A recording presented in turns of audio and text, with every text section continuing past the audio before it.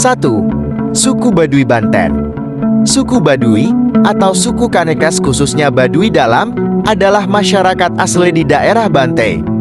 Meskipun tinggal di daerah yang cukup sentral di Indonesia, suku ini menjalani kehidupannya dengan mengasingkan diri dan tidak menerima modernisasi atau pembangunan yang berasal dari luar. Masyarakat Baduy Dalam lebih memilih hidup mandiri di sekitar pegunungan Kendeng dengan bermata pencaharian yang bersumber dari alam. 2. Suku Samin Blor, Pati, Bojonegoro. Suku Samin merupakan suku pedalaman di Indonesia yang terasing dan terancam kepunahannya. Suku Samin tersebar di daerah Blor, Pati dan sebagian wilayah Bojonegoro.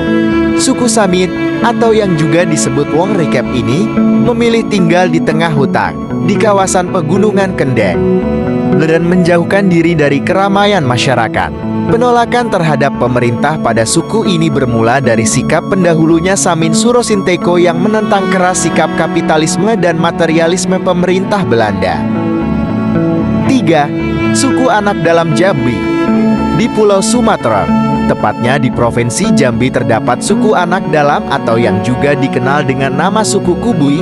Suku ini pun masih hidup nomaden atau berpindah-pindah, bahkan sistem kepercayaan yang mereka anut pun masih sangat kuno.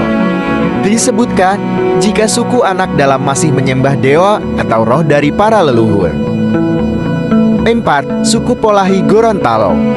Suku yang menghuni hutan Boliahato di kota Gorontalo, Sulawesi ini menjadi salah satu suku paling tertinggal di Indonesia. Pola hidup mereka yang berpindah-pindah dan mereka sama sekali belum pernah bersentuhan dengan kehidupan luar. Menurut catatan dari berbagai sumber, suku terasing ini bahkan sama sekali tidak mengenal kepercayaan. 5. Suku Kajang Sulawesi Selatan. Suku Kajang di Kabupaten Bulukumba, Sulawesi Selatan ini boleh disebut sebagai suku terasing sekaligus ditakuti. Beberapa kalangan dari suku Kajang memang sudah semakin terbuka dengan kehidupan perkotaan. Namun suku ini juga punya sejumlah kelompok yang hidup terasing di tengah hutan. Suku yang identik dengan busana serba hitam ini juga dipercaya memiliki kekuatan magis dahsyat. 6. Suku Korowai Papua. Suku Korowai merupakan suku yang hidup di hutan-hutan pedalaman Papua. Kaum dari suku Korowai terbilang sangat-sangat terasing. Jika beberapa suku lain di tanah Papua sudah mengenal baju, suku ini sama sekali tidak mengenakan apa-apa, bahkan termasuk koteka. Suku ini disebut bermukim di atas pohon.